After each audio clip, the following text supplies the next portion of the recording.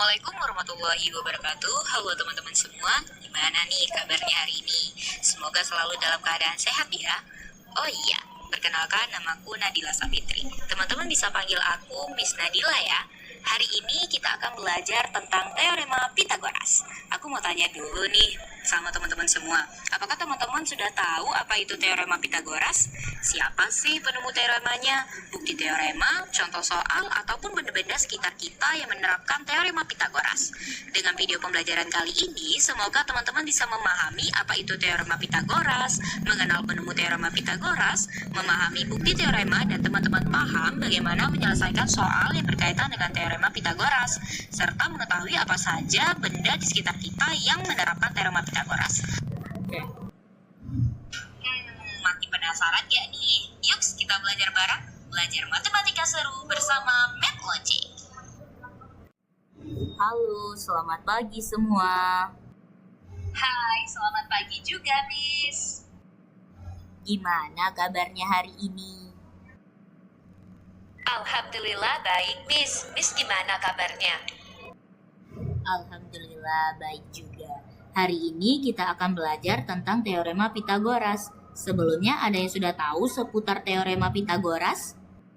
Segitiga siku-siku, Miss. Tapi Karin masih bingung, Miss. Benar Karin, di teorema Pythagoras nanti akan ada pembahasan terkait segitiga siku-siku. Tidak apa Karin, karena ini materi baru, nanti kita akan bahas lebih lanjut bersama ya. Jadi tolong diperhatikan dengan baik ya semua. Siap, mengerti, Miss. Teorema Pythagoras mengungkapkan hubungan antara dua sisi siku-siku dan hipotenusa suatu segitiga siku-siku. Teorema Pythagoras berbunyi kuadrat sisi miring hipotenusa suatu segitiga siku-siku sama dengan jumlah kuadrat dari kedua sisi yang lainnya. Secara matematis dituliskan C kuadrat sama dengan A kuadrat ditambah B kuadrat. Selanjutnya kita akan membahas siapa sih penemu teorema Pythagoras. Ada yang bisa tebak siapa nama penemunya? Pythagoras bukan, Miss. Soalnya nama teoremanya itu. Hihihi. Wah, tepat sasaran sekali Karin. Kita lanjutkan ya. Sebenarnya konsep hubungan sisi-sisi segitiga siku-siku sudah ditemukan sejak peradaban Babilonia loh. Meskipun begitu, Pythagoras tetap dianggap sebagai orang pertama yang membuktikannya secara sistematis. Oleh karena itu, sampai sekarang kita mengenal Pythagoras sebagai penemu teorema Pythagoras. Pythagoras berasal dari Samos dan lahir sekitar 570 sebelum Masehi dan meninggal sekitar tahun 495 sebelum Masehi. Nah, selanjutnya kita akan mencari tahu kenapa sih teorema Pythagoras itu rumusnya C kuadrat sama dengan A kuadrat ditambah B kuadrat, atau kenapa kuadrat sisi miring adalah jumlah dari kuadrat dua sisi yang lain. Ada yang sudah tahu alasannya? Belum, Miss. Kalau begitu, kita bahas bersama ya. Perhatikan gambar di papan tulis. Siap, paham, Miss. Pertama-tama, kita buat persegi di setiap sisi segitiga. Dan jikalau kita hitung, maka terdapat 25 kotak pada sisi miring. Dan jika kita jumlahkan kotak pada kedua sisi lainnya, yaitu 9 kotak ditambah 16 kotak, juga akan menghasilkan 25 kotak. Sehingga terbuktilah rumus teorema Pythagoras adalah C kuadrat sama dengan A kuadrat ditambah B kuadrat. Oh, paham. Jadi kuadrat sisi miring itu didapat dari jumlah kuadrat dua sisi yang lainnya kan, Miss? Benar sekali Karin. Yang lain gimana? Apakah ada lagi yang ingin ditanyakan? Tidak ada, Miss. Alhamdulillah, kalau begitu kita lanjutkan. Diketahui suatu segitiga siku-siku dengan panjang sisi 7 cm dan sisi miringnya 25 cm. Carilah panjang sisi lainnya. Perhatikan baik-baik ya anak-anak. Oke, siap, Miss. Pertama-tama, kita buat dahulu gambar segitiga siku-sikunya dengan sisi miring atau C 25 cm dan sisi lainnya A 7 cm.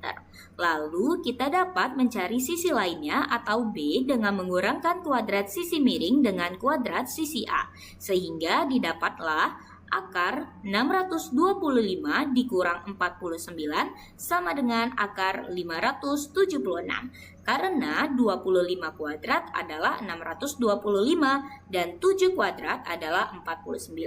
Lalu kita dapatlah hasil dari akar 576 sama dengan 24. Sehingga didapatlah panjang sisi yang lain atau sisi B yaitu 24 cm. Bisa dipahami anak-anak?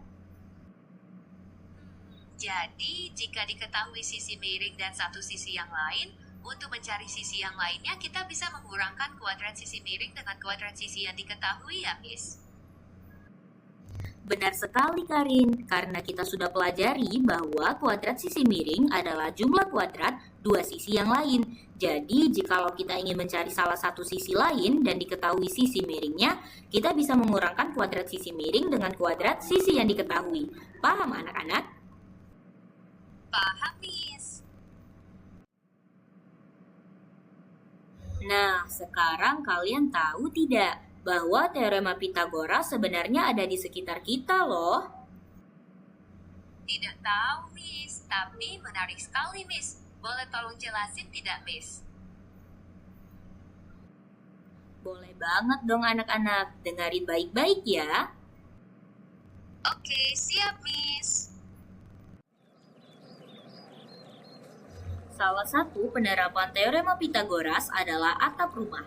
Teorema Pitagoras digunakan untuk menghitung panjang berbagai komponen atap seperti kasau dan menentukan kemiringan atap yang tepat untuk memastikan sistem drainase yang baik.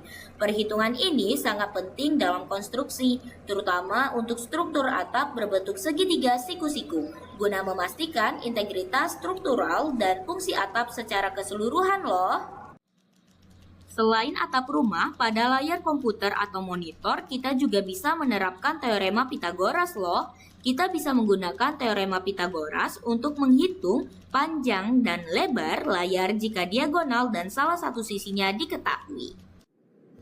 Terakhir, tangga juga merupakan penerapan dari teorema Pitagoras anak-anak. Kita bisa menggunakan sudut yang tepat untuk meletakkan tangga supaya aman dan mencapai ketinggian yang diinginkan dengan mengetahui panjang tangga dan jarak dari dinding.